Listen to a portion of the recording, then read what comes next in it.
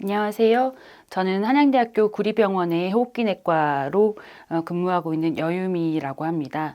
오늘 구린 씨와 함께 하는 건강 강좌로 당신의 폐는 몇 살입니까? 라는 주제로 강의하게 되었습니다.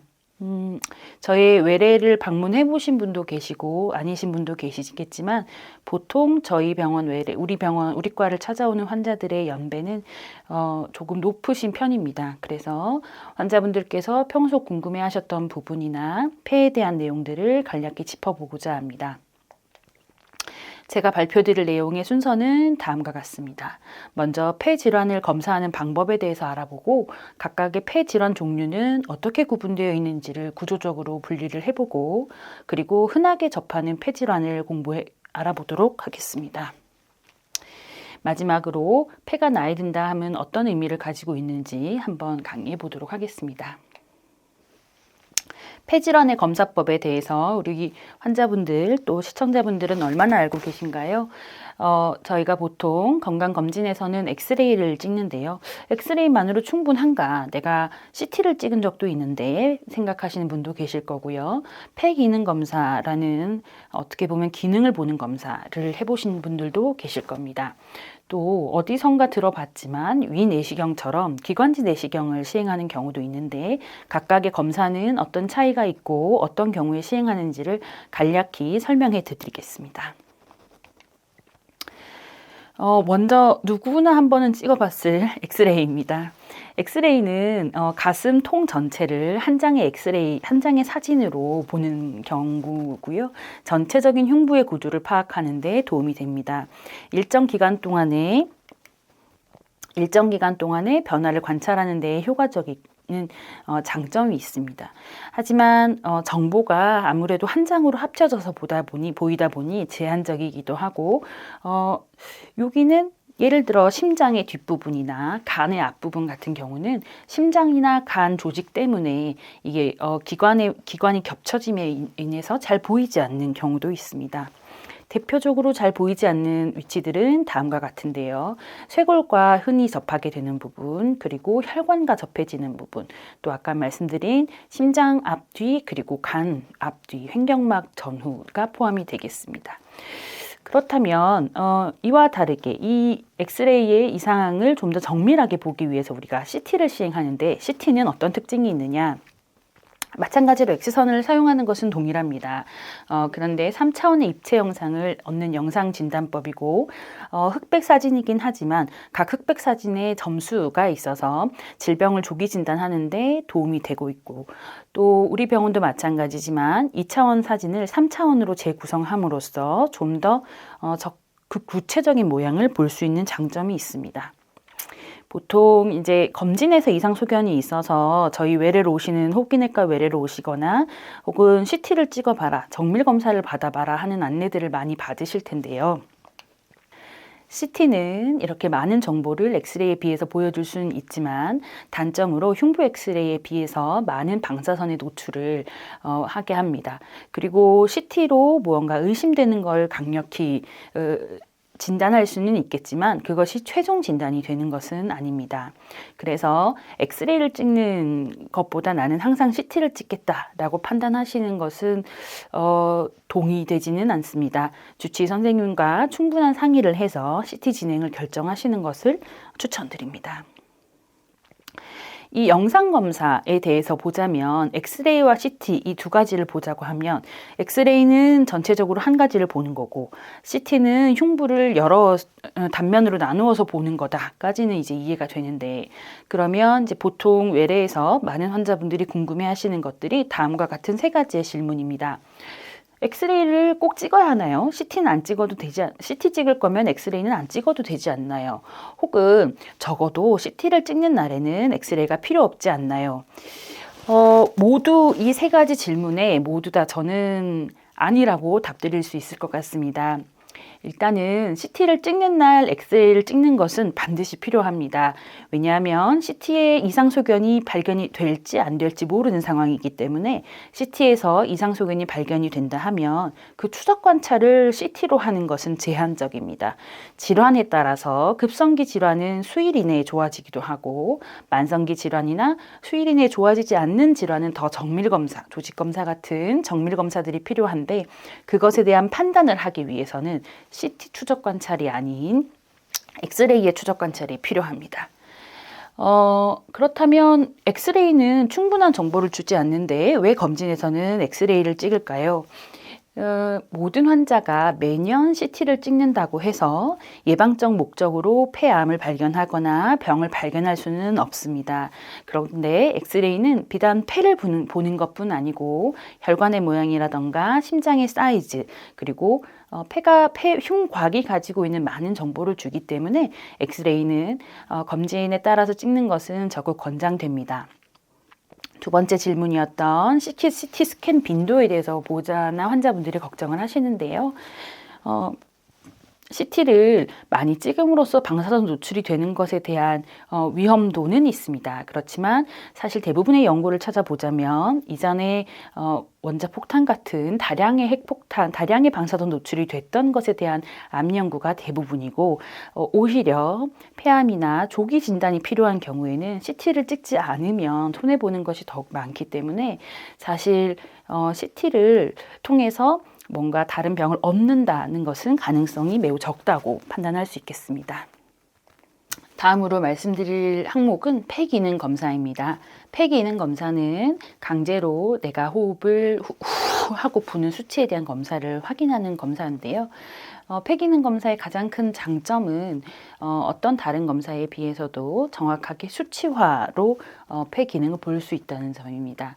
제가 외래에서 예를 들어 설명을 드리는 방법 중에 하나인데요. CT 같은 경우는 이렇게 집이 있으면 집에 이렇게 뚜껑을 열고 집에 방이 몇 개인지 화장실이 몇 개인지 그 구조를 확인하는 방법이라 한다면 폐 기능 검사는 문이 잘 열리는지 혹은 환풍이 잘 되는지 변기 수압이 괜찮은지를 확인하는 그 기능에 대한 검사입니다. 장점이라고 하면 말씀드린 것처럼 구조가 아닌 기능을 평가하는 것과 수치화로 나타낼 수 있는 것, 그리고 동년배, 같은 키, 같은 체중의 동년배들과 비교해서 나의 폐 상태의 위치를 알 수 있는 것이 폐기능 검사의 장점입니다. 다만 단점은 반드시 환자들과 이 폐기능 검사 수치가 일치하지는 않습니다. 마찬가지로 폐기능 검사를 해서 이게 정상이다, 정상이 아니다를 인지하는 것도 중요하지만 호흡기 선생님과 함께 본인의 폐 기능에 대해서 함께 결과를 상의하시는 것도 중요하겠습니다. 들어보셨을지도 모르겠습니다. 기관지 내시경이라는 검사입니다. 위내시경이 위 안에 들어가서 실제로 위 점막을 관찰하는 것처럼 기관지 내시경은 다음과 같은 기도에 무언가 질환이 있을 때 내시경을 직접 기관지에 넣고서 시행하는 검사입니다. 내시경을 시행하기 때문에 다른 조직 검사도 가능하고 안의 점막을 확인하는 것도 가능하겠지만 반드시 호흡기 선생님과 함께 내시경이 필요한 환자에 대해서만 제한적으로 시행해야 하는 검사가 되겠습니다. 두 번째 카테고리의 강의 내용으로 폐질환의 종류에 대해서 말씀드리겠습니다. 이러한 폐기능 검사나 영상 검사 그리고 기관지 내시경을 통해서 우리가 검사들을 할 수 있는데 이런 폐 질환들의 경우는 각각 구조물에 따라서 질환이 분류된다고 볼 수 있겠습니다. 먼저 기관지는 기도를 지나서 우측과 좌측 두 갈래로 나뉘게 되고 다시 위아래로 각 기관지가 분지를 가지게 됩니다. 끊임없이 작은 기관지로 분지를 가지게 되고 그래서 각 옆에 기관지 옆에 흐르고 있는 혈관과 함께 산소와 이산화탄소 교환을 이루는 것이 폐의 특징인데요. 이 오른쪽에 있는 기관지 그림을 보자면 이렇게 보면 꼭 나무를 세워놓은 것처럼 각각의 작은 기관지로 나뉘는 모양을 볼 수 있겠습니다. 기관지 구조는 다음과 같은데 공기가 들어올 때 기관과 기관지, 세기관지를 지나서 호흡기 세기관지와 폐포관까지 진행을 하여 폐포낭에서 산소와 이산화탄소의 교환이 일어납니다. 그래서 이러한 폐의 구조와 함께 각각 폐 구조별로 질환이 따로 분류가 되어 있습니다. 먼저 기도에 대한 질환으로는 우리가 익히 알려져 있는 천식이나 만성 폐쇄성 폐질환 등이 알려져 있고, 기관지염도 이 기관지에 관련된 병이겠습니다. 그리고 기관지가 다 분지가 끝나고 났을 때 폐 실질에서 문제가 발생하는 것에 대해서는 간질성 폐질환이 대표적인 질환이 되겠고, 간질성 폐질환 중에서도 폐섬유화증이라고 해서 이유 없이 폐가 딱딱해져서 산소 이산화탄소 교환이 일어나지 않는 경우가 폐섬유화증으로 진단이 되고, 또 류마티스나 기저질환을 가지고 있는 환자의 2차적으로 폐실질의 침범이 일어나는 경우에도 간질성 폐질환으로 분류를 할 수 있습니다. 아까 말씀드렸듯이 그 기관지가 그 분지를 하고 결국은 혈관과 만나게 되는데요. 이 혈관들의 문제가 생겼을 때 폐색전증이나 폐고혈압증 등의 병이 생기는 것을 우리가 이렇게 폐의 구조적인 모습과 함께 질환을 구분해서 생각할 수 있겠습니다. 혹시 환자분들 중에 내가 폐 질환을 앓고 있는 환자가 있으시면 나는 어느 부위에 병이 있는지를 도식화한 그림에서 한번 찾아보시고, 환자분들이 내가 어떤 호흡기 증상이 있다고 했을 때 나는 어디에 소속이 되어 있는 질환 때문에 지금 이 증상이 있는가를 평가받는다고 생각하시면 되겠습니다. 흔하게 접하는 폐질환입니다. 제가 오늘은 이 부분은 간략히만 말씀드리고 넘어갈 텐데요. 사실 요 항목 하나하나가 기회가 된다면 건강 특강으로 저희가 호흡기 질환을 설명드릴 수 있을 정도로 사실 내용 자체는 방대합니다. 그런데 저희가 외래를 왔을 때 한 80에서 90% 이상 환자들이 이런 COPD, 천식, 폐렴, 폐암, 폐결핵, 간질성 폐질환, 그리고 기타 감염성 질환, 대표적으로는 곰팡이라던가 NTM 같은 감염이 있겠습니다. 그리고 아까 말씀드린 폐혈관 질환과 함께 외래를 진료 오시게 됩니다. 그래서 기회가 되면 다음번에 요거는 세분화해서 말씀드릴 텐데요. 이 병들의 특징은 뭐냐면 나이가 들수록 질환의 빈도가 높아지거나 사망의 빈도가 높아지는 특징이 있는 게 질환의 공통점들입니다. 나는 그러면 내가 이 병이 있거나 혹시 내 부모님이나 가족들이 이 병이 있으면 도대체 이 병은 나이 들수록 왜 더 증가하느냐, 나는 도대체 내 폐 나이는 몇 살이냐가 사실 오늘의 특강 마지막 주제인데요.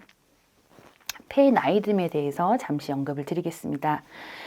나이 든다는 것의 정의는 성장기가 끝나는 20대 초반에서부터 생리적으로 퇴화 과정이 서서히 시작이 되는 과정입니다. 말하자면 20대 중반 이후는 모두가 나이듦, 즉 노화 현상을 겪고 있는 거죠. 그리고 그 기능이 30에서 30대, 40대 사이에 이제 점점 더 노쇠화 현상이 진행을 하는데, 어떻게 보면 너무 자연스러운 현상인데 이것을 우리가 고민을 해야 되는 이유가 뭐냐. 1960년대는 전 세계 인구의 5.7%밖에 65세 이상이 없었습니다. 그런데 2011년도 같은 경우는 약 4분의 1에서 5분의 1 사이인 23.1%가 65세 이상을 차지하고 있습니다. 지금은 더 많아졌죠. 그래서 예전에 65세 이상은 정말 나이가 많이 드신 분들이었지만 요즘은 사실 65세 이상은 너무나 흔한 연령대고, 또 한참 생산직이나 이런 경제활동을 하시는 연령대이기 때문에 이 폐 나이듦에 대해서 충분히 인지를 하고 앞서 말씀드린 질환에 대해서 나는 그 질환들이 없나에 대해서 한번 고민을 해보셔야 될 텐데요. 이러한 질환들의 증가는 전 세계 인구가 고령화되고 특히 우리나라가 더 고령화가 빠르게 진행되는 것과 함께 당연한 흐름이라고 볼 수 있겠습니다. 똑같은 65세의 환자가 오셔도 환자들의 위험 인자는 다 다릅니다. 담배를 피신 분도 있을 거고, 실내 오염에 노출이 많이 된 분과 적게 된 분도 있을 거고, 직업적으로 노출이 많이 되신 분과 적게 되신 분도 있을 겁니다. 꽃가루나 세균, 바이러스 등에 반복적으로 노출이 됐다고 했을 때 이것이 폐의 나이듦을 조금 더 촉진하는 역할을 할 수 있겠습니다. 이런 인자들이 들어왔을 때 그렇다면 어떤 방식으로 폐 자체가 더 나이가 드느냐, 폐 안에 있는 특정 면역세포들이 있습니다. 그래서 특정 면역세포들을 자극시키면서 폐의 노화 현상을 유도하는 건데요. 다음 논문에서 잠깐 언급드리는 내용을 보자면 그림이 조금 작게 보이실 텐데요.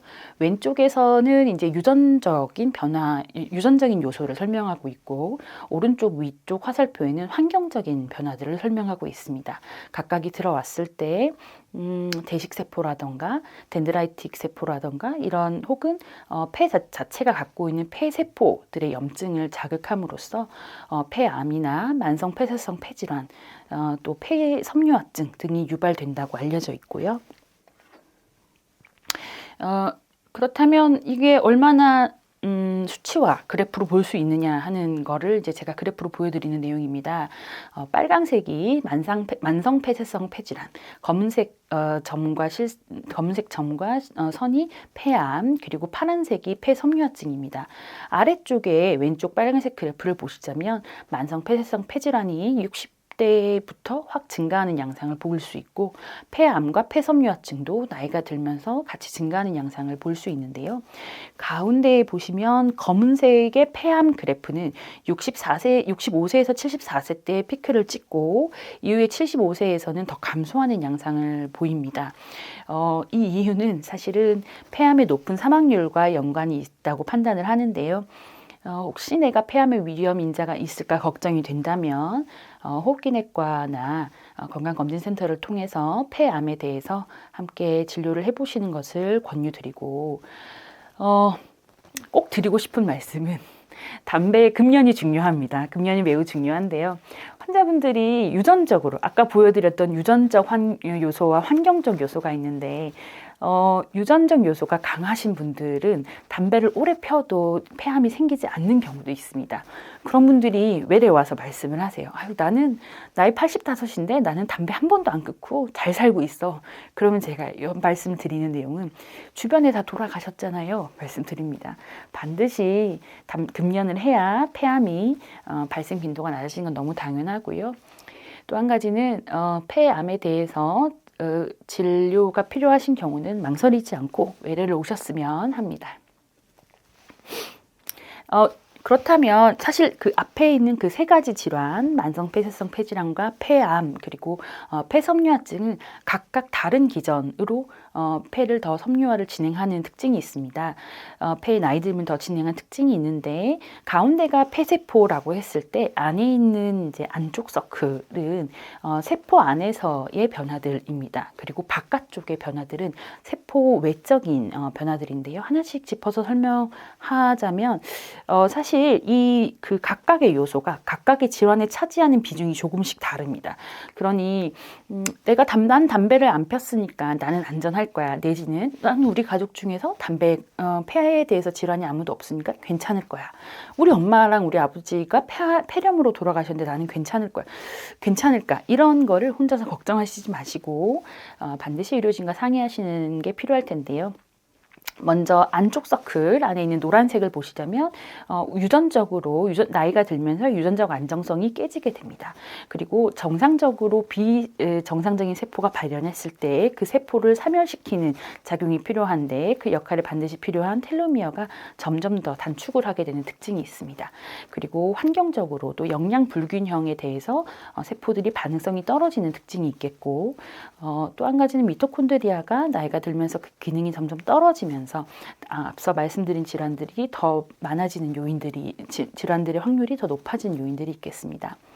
세포 외적으로는 스템셀들이 사실은 소비가 많이 돼 있고 또 ECM이라고 하는 익스트라셀룰라 매트릭스의 레귤레이션의 기능이 떨어지면서 노화 현상이 촉진되고 질환이 더 악화되는 특징이 있습니다. 그리고 세포들 간의 의사소통들이 필요한 작용에 있어서도 그 작용 기능이 떨어지면서 우리는 점점 더 폐질환의 나이 더 증가하고 폐는 나이가 들어가게 됩니다. 오늘 제가 준비한 강의는 여기까지인데요. 궁금한 점 있으시면 댓글로 남겨주시고 상의하실 거 있으면 호흡기내과 외래를 항상 이용하시기 바랍니다. 감사합니다.